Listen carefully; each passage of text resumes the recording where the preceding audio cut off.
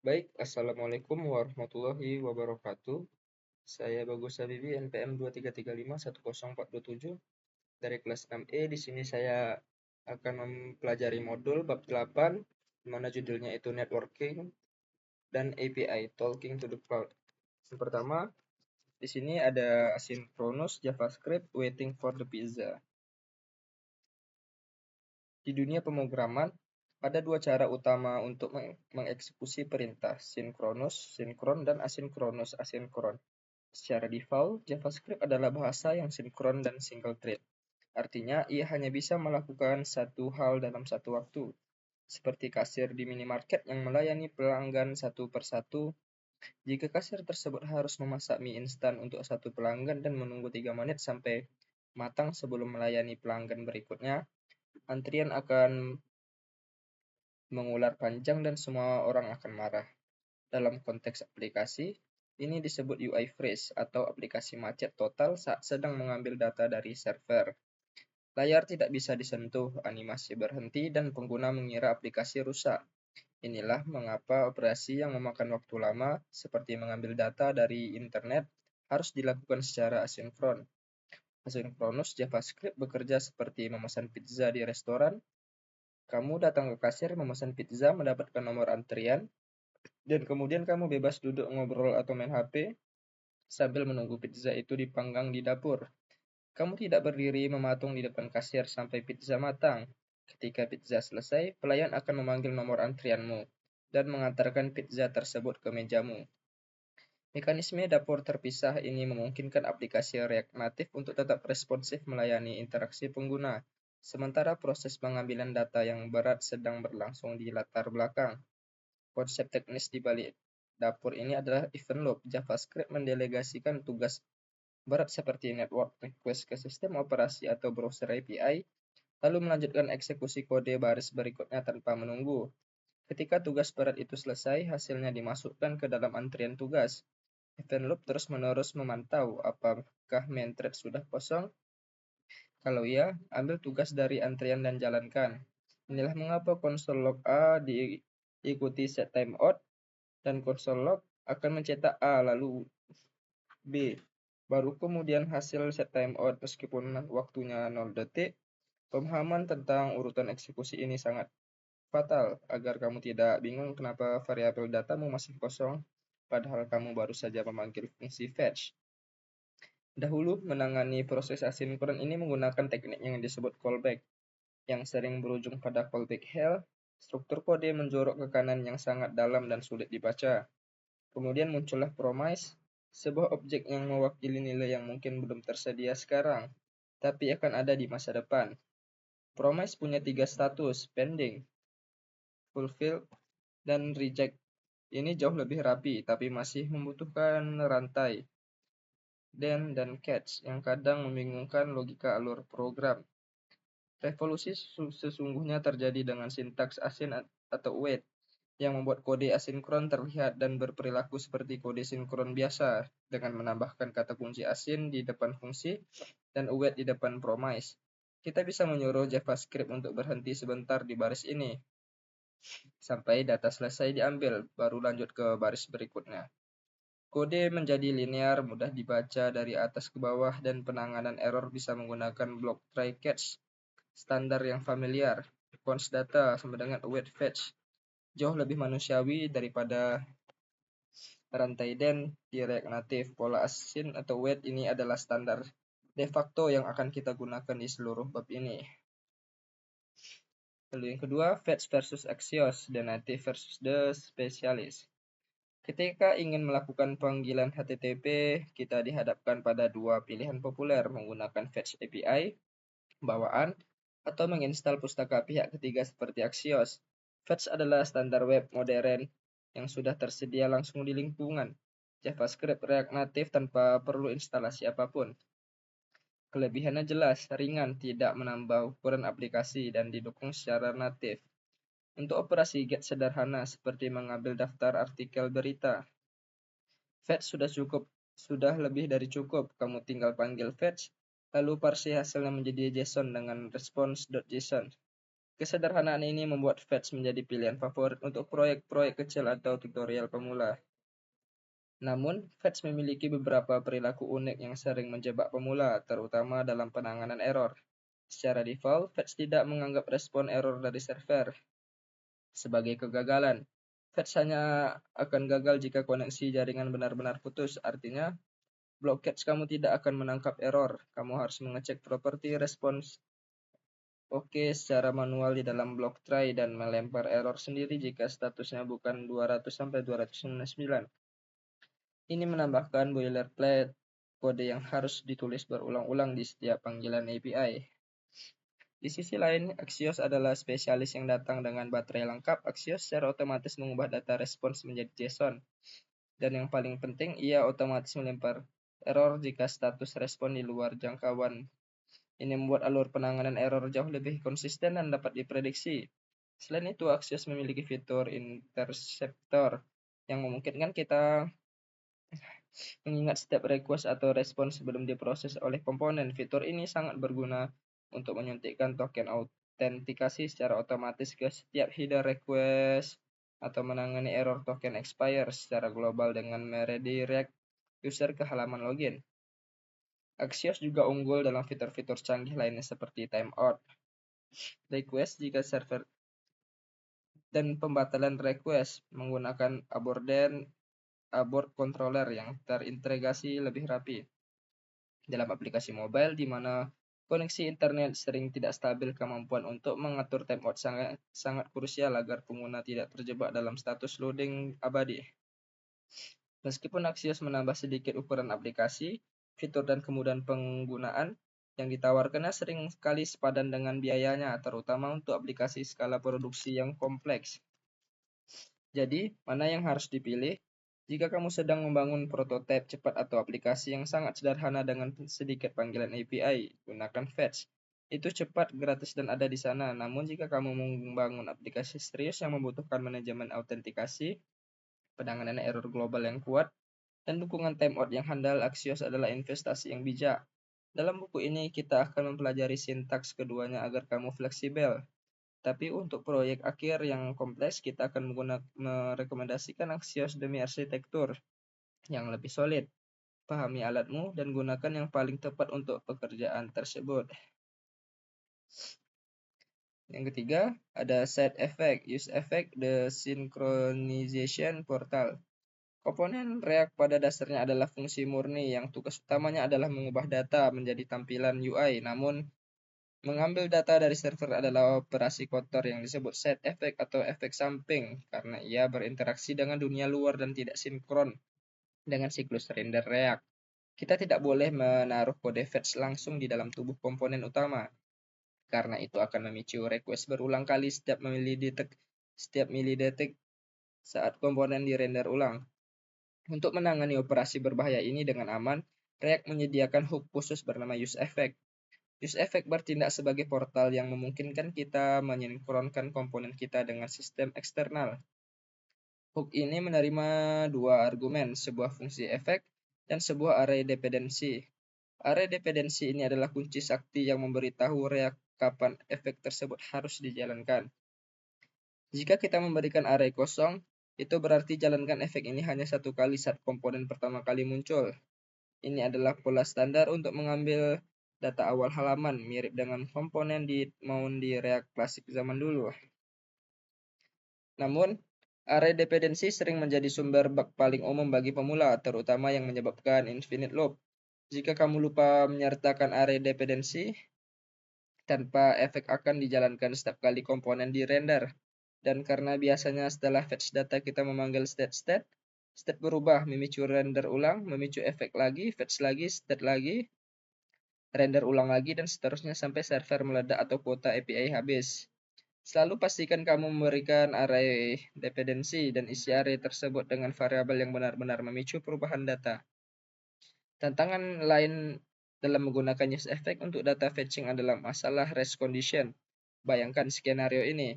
Pengguna mengklik tombol profil A lalu dengan cepat mengklik profil B. Request untuk A dikirim lalu request untuk B dikirim. Karena kondisi jaringan tidak menentu, Bisa jadi respon untuk B datang duluan, baru kemudian respon A datang belakangan. Akibatnya UI menampilkan profil B, tapi tiba-tiba ditimpa oleh data profil A yang terlambat sampai UI menampilkan profil B, tapi datanya profil A. Untuk mengatasi ini kita perlu menggunakan fitur clean up function di use effect untuk membatalkan request sebelumnya jika komponen sudah berubah atau di unmount. Memastikan hanya data dari request terakhir yang relevan ditampilkan.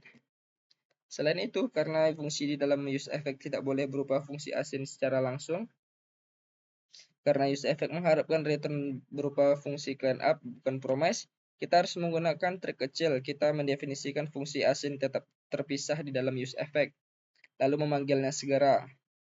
Pola use effect const fetch data sama dengan async. Fetch data akan sering kamu lihat dan tulis meskipun terlihat agak bertele-tele. Ini adalah cara React menjaga konsistensi perilaku hooks-nya. Kesimpulannya, use effect adalah jembatan vital antara UI yang sinkron dan data yang asinkron. Menggunakannya dengan benar membutuhkan pemahaman mendalam tentang siklus hidup komponen dan referensi variabel. Jangan takut melakukan kesalahan di awal. Infinite loop adalah mitos peralihan bagi setiap developer React. Yang penting adalah belajar mendiagnosisnya dan memperbaikinya dengan mengatur dependensi yang tepat. Ketika dikuasai, use effect memberikan kekuatan untuk membuat aplikasi yang dinamis dan selalu terbarui. Lalu yang keempat, server state management, enter 10 stack query. Saat aplikasimu berkembang dari proyek latihan menjadi aplikasi nyata, kamu akan menyadari bahwa menyimpan data server di dalam use-state lokal memiliki banyak keterbatasan.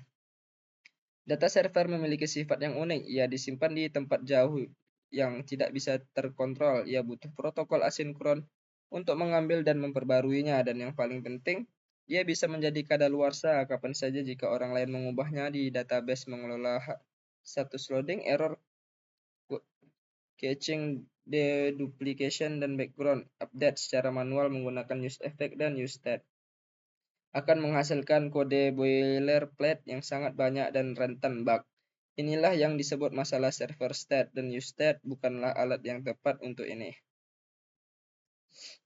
Solusi industri untuk masalah ini adalah 10 stack query. Sebelumnya dikenal sebagai React Query, pustaka ini sering disebut sebagai the missing data fetching library for React.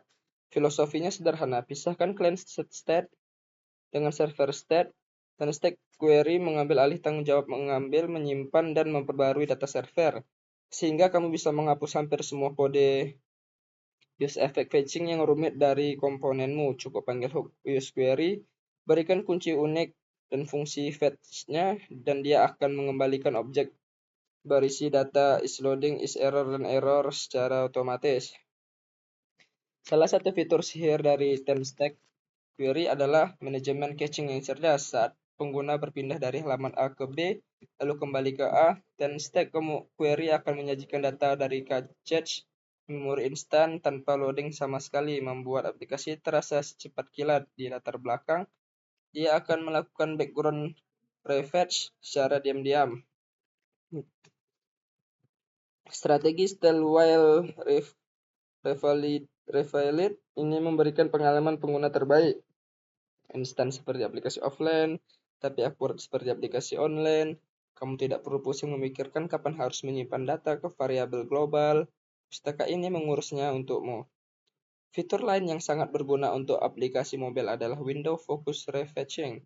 Saat pengguna meninggalkan aplikasimu untuk membalas WhatsApp, lalu kembali lagi, dan stack query secara otomatis mendeteksi bahwa aplikasi menjadi aktif kembali dan memicu pengambilan data ulang. Ini memastikan pengguna selalu melihat data terbaru tanpa harus menekan tombol refresh manual. Bayangkan aplikasi saham atau skor bola. Fitur ini memastikan harga atau skor selalu fresh begitu pengguna melirik layar kembali. Semua kecerdasan ini didapat secara gratis hanya dengan konfigurasi default. 10 stack query juga menangani masalah deduplication dengan elegan. Jika kamu memiliki 3 komponen berbeda di layar yang sama, yang semuanya membutuhkan data profil user, 10 stack query akan menyatukan ketiga permintaan tersebut menjadi satu request jaringan saja. Ini sangat menghemat bandwidth pengguna dan beban server. Tanpa pustaka ini, ketiga komponen tersebut mungkin akan memicu 3 request terpisah yang mubazir. Efisiensi jaringan adalah kunci performa aplikasi mobile, terutama di negara dengan koneksi internet yang mahal atau lambat. Mengadopsi Tan-Stack Query memang membutuhkan perubahan pola pikir. Kamu tidak lagi memerintahkan aplikasi untuk mengambil data, melainkan mendeklarasikan kebutuhan. Kamu menyerahkan kendali kapan data diambil kepada pustaka.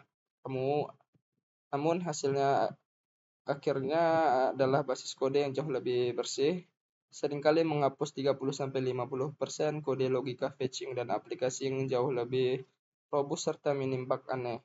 Untuk bab ini kita akan mulai dengan use effect untuk memahami dasarnya, lalu segera bermigrasi ke Tan-Stack Query untuk melihat betapa drastis perbedaannya. Lalu yang kelima di sini ada handling network status, UX of uncertainty. Berbeda dengan aplikasi yang berjalan di server lokal, aplikasi mobile hidup di lingkungan yang penuh ketidakpastian. Koneksi bisa cepat, lambat, atau mati total saat masuk lift atau terowongan. Aplikasi yang baik bukan hanya bekerja saat kondisi sempurna, tetapi yang gagal dengan anggun saat kondisi buruk. Oleh karena itu, menangani berbagai status jaringan loading, error, empty, dan offline adalah bagian integral dari desain antarmuka, bukan sekadar renungan setelah coding selesai. Status pertama adalah loading state. Hindari menampilkan layar putih kosong saat data sedang diambil, karena pengguna akan mengira aplikasi macet. Solusi paling dasar adalah menampilkan indikator putar, tetapi standar modern lebih menyukai skeleton loading. Skeleton adalah kerangka abu-abu yang berkedip halus menyerupai tata letak konten asli yang akan muncul. Ini memberikan persepsi bahwa aplikasi lebih cepat dan memberikan petunjuk visual tentang apa yang akan dilihat pengguna, mengurangi kejutan data letak saat data tiba-tiba muncul. Status kedua adalah error state. Jangan biarkan aplikasi crash atau diam saja saat request gagal. Tampilkan pesan yang informatif tapi manusiawi seperti gagal memuat data. Cek koneksi kamu ya. Alih-alih error 500 network failure. Yang paling penting selalu sediakan tombol retry. Kesalahan jaringan seringkali bersifat sementara. Memberikan pengguna kontrol untuk mencoba lagi, memberdayakan mereka dan mengurangi frustasi. Komponen error boundaries direct bisa digunakan untuk menangkap error yang tidak terduga di level komponen dan menampilkan UI cadangan, agar seluruh aplikasi tidak mati total. Status ketiga adalah empty state atau kondisi data kosong. Seringkali developer lupa mendesain tampilan saat daftar data dari API ternyata kosong. Tampilan layar putih kosong bisa membingungkan, apakah ini masih loading atau error, atau memang tidak ada datanya. Di sana ilustrasi menarik atau teks yang jelas seperti belum ada transaksi nih, yuk belanja dulu. Untuk status kosong ini, empty state adalah peluang bagus untuk melakukan onboarding atau mendorong pengguna melakukan aksi tertentu, mengubah jalan buntu menjadi peluang interaksi. Terakhir adalah offline state. React Native memiliki pustaka netinfo yang memungkinkan kita mendeteksi status koneksi internet secara real-time. Aplikasi yang hebat akan menampilkan indikator kecil yang memberitahu kamu sedang offline dan mungkin menaktifkan tombol-tombol yang butuh interaksi server. Lebih canggih lagi, kita bisa menerapkan strategi offline first, di mana aplikasi tetap bisa menampilkan data lama dari cache lokal meskipun tidak ada internet. Pengguna masih bisa membaca konten yang sudah dimuat sebelumnya, memberikan pengalaman yang seamless meskipun di dalam pesawat terbang. Mengelola keempat status ini membutuhkan disiplin. Setiap kali kamu membuat fitur baru yang mengambil data, tanyakan pada dirimu, apa yang tampil saat loading, apa yang tampil saat error, apa yang tampil saat kosong. Buatlah komponen reusable untuk loading, error, dan empty state agar konsisten di seluruh aplikasi. Ingat, pengalaman pengguna dibentuk bukan saat semuanya berjalan lancar, tapi saat ada masalah. Aplikasi yang bisa menangani ketidakpastian jaringan dengan tenang dan informatif akan memenangkan kepercayaan pengguna. Lalu yang keenam, integrasi keislaman, redefine connection. Dalam bab 8, kita mempelajari bagaimana aplikasi menjadi hidup ketika terhubung ke internet. Aplikasi yang offline seringkali terbatas fungsinya, namun begitu ia memanggil API, ia mendapatkan akses ke data dan kecerdasan yang tak terbatas. Mekanisme teknis ini adalah metafora yang kuat untuk hubungan spiritual manusia dengan penciptanya. Yang pertama, API request dan konsep doa. Dalam coding, kita mengirim request ke server dan menunggu respon. Kita tidak bisa memaksa server menjawab seketika. Kita harus menunggu. Dalam Islam, ini adalah analogi dari doa. Manusia adalah klien yang penuh keterbatasan dan Allah adalah server maha kaya yang memegang segala data dan rezeki. Dan apabila hamba-hambaku bertanya kepadamu tentang aku, maka jawablah bahwasanya aku adalah dekat dan mengabulkan permohonan orang yang berdoa apabila ia memohon kepadaku. Quran Surat Al-Baqarah ayat 186. Sebagaimana Fetch API pasti mengembalikan status, baik itu 200, pending atau error, Allah pasti menjawab doa kita. Jawaban bisa berupa pengabulan instan, penundaan karena ada waktu yang lebih tepat, atau diganti dengan yang lebih baik karena permintaan kita sebenarnya buruk bagi kita. Lalu yang kedua, asinkronus dan hakikat tawakal. Kita belajar bahwa JavaScript bersifat asinkronus. Kita melakukan usaha lalu membiarkan proses itu berjalan di latar belakang tanpa membekukan aplikasi sambil mempercayakan hasilnya pada promise. Ini adalah cerminan dari tawakal. Seorang muslim wajib berikhtiar, namun setelah usaha dilakukan ia harus menyerahkan hasilnya kepada Allah. Kemudian apabila kamu telah membulatkan tekad, maka bertawakallah kepada Allah. Quran Surat Ali Imran ayat 159. Jangan biarkan hidupmu fresh atau macet hanya karena menunggu hasil yang belum pasti. Teruslah beraktivitas sambil menunggu ketetapan Allah datang. Sifat non-blocking dalam coding adalah bentuk digital dari keikhlasan menunggu takdir. Lalu yang ketiga, error handling dan husnuzon. Terkadang API mengembalikan error 500 atau network error. Aplikasi yang baik tidak akan crash atau marah-marah, melainkan menangani error tersebut dengan elegan dan coba lagi nanti. Sikap ini mengajarkan kita tentang husnuzon baik saat menghadapi kegagalan. Ketika keinginan kita tidak terpenuhi atau musibah datang, kita tidak boleh putus asa. Boleh jadi kamu membenci sesuatu padahal ia amat baik bagimu, dan boleh jadi kamu menyukai sesuatu padahal ia amat buruk bagimu. Quran Surat Al-Baqarah ayat 216.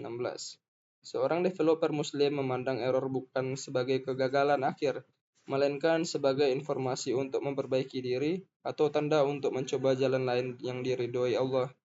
Selalu sediakan blockage dalam coding dan dalam hati agar iman kita tidak unhand inception. Lalu yang terakhir, rangkuman. Berikut adalah rangkuman esensial dari bab 3, Networking and API Talking to the Cloud, yang membahas cara aplikasi berkomunikasi dengan dunia luar. Yang pertama, asinkronus JavaScript. JavaScript secara default bekerja satu-satu. Antifreeze, operasi jaringan wajib dilakukan secara asinkronus agar UI tidak macet atau freeze saat menunggu data. Lalu ada async atau wait, standar modern yang membuat kode asinkron terbaca rapi seperti kode biasa menggunakan rantai den yang membingungkan. Lalu yang kedua, fetch versus Axios, dua alat utama untuk memanggil API. Fetch API ringan, gratis, bawaannya natif, cocok untuk aplikasi sederhana, tapi penanganan errornya manual. Lalu ada Axios, pustaka baterai lengkap, otomatis menggunakan JSON, menangani error status dan punya fitur interceptor serta timeout, pilihan terbaik untuk aplikasi skala produksi. Lalu yang ketiga, use effect, tempat aman untuk melakukan set effect. Dependency array, kunci sakti untuk mencegah infinite loop. Tanpa array ini, aplikasi akan memanggil API terus-menerus sampai server meledak. Race condition, hati-hati request yang balapan. Pastikan data yang ditampilkan adalah dari request terakhir yang relevan. Lalu yang keempat, server state management. Tinggalkan use state, tambah use effect manual untuk data server yang kompleks. Client versus server state. Pisahkan data UI dengan data server. Stack query, the missing library yang mengurus caching, background refetch, dan deduplication secara otomatis. Aplikasi terasa instan karena membaca cache dulu. Yang kelima, handling network status. Aplikasi mobile hidup di jaringan yang tidak stabil. 4 status wajib, jangan biarkan layar putih. Desain tampilan khusus untuk loading, error, empty, dan offline. Lalu fail graceful. Aplikasi yang baik bukan yang tidak pernah error, tapi yang menangani error dengan sopan dan informatif. Baik, Sekian dari saya dalam membaca modul bab 8. Apabila ada kesalahan penyampaian mohon dimaafkan. Wabillahi taufiq wal hidayah. Wassalamualaikum warahmatullahi wabarakatuh.